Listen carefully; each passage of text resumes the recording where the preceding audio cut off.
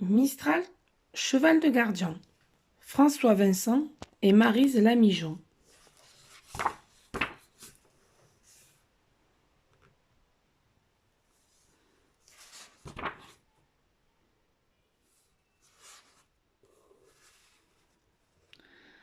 Dès sa naissance, Mistral s'est mis debout sur ses longues jambes.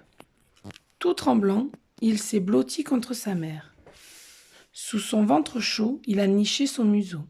Mais la jument d'un coup de tête l'a rejeté. Puis, elle s'est éloignée de lui.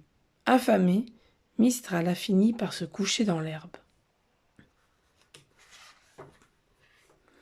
Un peu plus tard, Pierrot et son père, qui revenaient du marché, sont allés inspecter leur troupeau. Les poulains de l'année tétaient goulûment leur mère. Soudain, le garçon a aperçu Mistral. « Papa, un poulain abandonné !» Le manadier a repéré la mère et lui a passé un licol autour du cou. Il a demandé à Pierrot de lui présenter son petit. Mais la jument n'avait pas de lait. À nouveau, elle l'a rejeté. « J'espère qu'il ne va pas mourir », s'est lamenté Pierrot. Une fois Mistral installé dans la charrette, ils sont rentrés chez eux. « Tu t'occuperas bien de lui, Pitchoun », a dit le manadier. Pierrot nourrissait déjà au biberon Engan, un petit veau. Très vite, le poulain a repris des forces en partageant avec celui-ci le lait et la chaleur de la grange.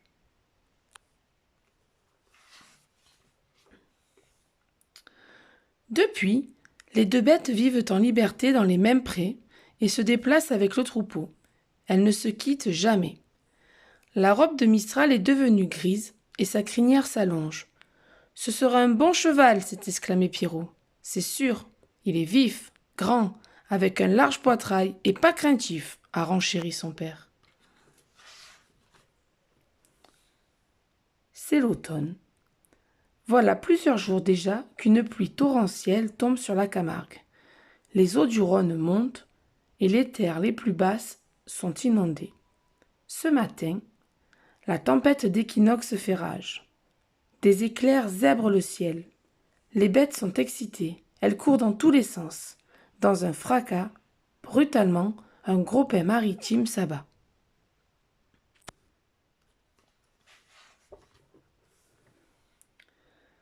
Affolés, Engan et Mistral s'enfuient flanc contre flanc. Ils franchissent de larges fossés, passent à travers des roubines et finissent par se perdre.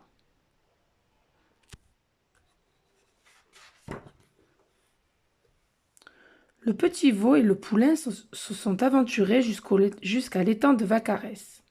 Là, des flamants roses et des colverts pêchent aux abords du phare de la Gâchole. Dans la Sansouire, un ragondin file entre les pattes d'Engan et fait se cabrer Mistral. Ils vont au hasard des pâtures où la salicorne est la plus tendre.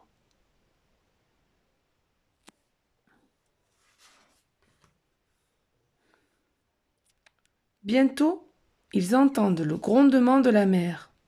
Sous les nuages menaçants, au pied des dunes, des vagues énormes roulent sur le sable. La plage est immense. Mistral se met au galop, Engan le talonne. Le corps fouetté par les embruns, ils n'ont jamais couru si vite.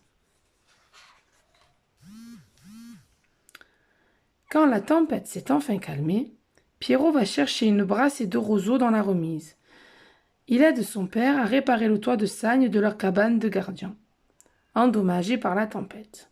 Mireille, sa mère, éponge l'eau qui s'est infiltrée à l'intérieur. Pauvre, aujourd'hui, il ne doit pas faire bon sortir en mer.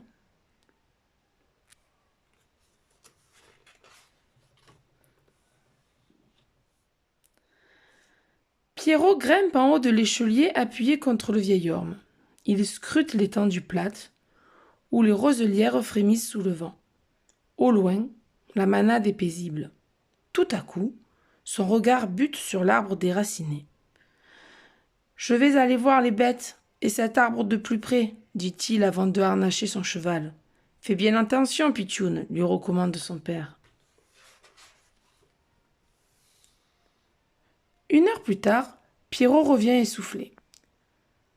Je n'ai pas vu Engan ni Mistral. Ils sont encore trop jeunes pour rester loin du troupeau. Il faut vite les retrouver, maugrait le manadier. Pars vers l'estang du fangassier, Pierrot, et n'oublie pas d'emporter un peu d'avoine pour les attirer. Moi, je vais en direction des Saintes-Maries. Rendez-vous ce soir avec nos bêtes, crie Pierrot en pressant les flancs de sa monture.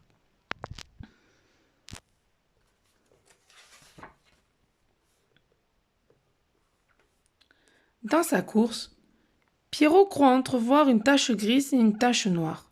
Mais ce ne sont qu'un arbuste et son reflet dans les marais.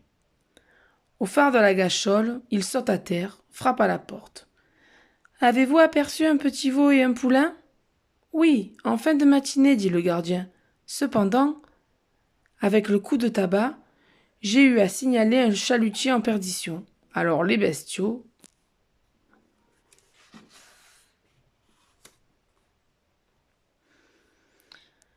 Pierrot fonce vers la plage. Le temps s'assombrit avec le crépuscule. Inlassablement, le garçon parcourt les dunes. Là, au milieu d'un sentier qui relie la Méditerranée aux étangs, il repère les fugitifs et ralentit son allure. Mais les deux bêtes s'écartent. Pierrot descend de cheval. À pas lents, il s'avance vers Mistral avec une poignée d'avoine. Le poulain hésite, puis vient manger dans sa main. Pierrot caresse son encolure avant de lui glisser délicatement le sédin autour du cou. L'animal tire. L'enfant l'accompagne dans son recul sans lâcher la corde et doucement remonte en selle.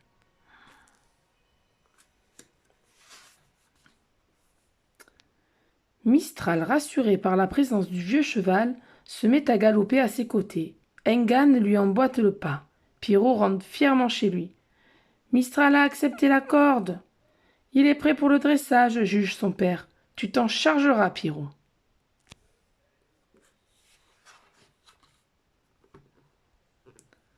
Au printemps de ses 3 ans, le jeune cheval supportera la selle. Il ruera parfois, mais Pierrot, les mollets fermes, la main souple sur ses rênes, le calmera de sa voix. Longeant la manade, le gardianou rêve un jour où il apprendra à Mistral le cri des taureaux.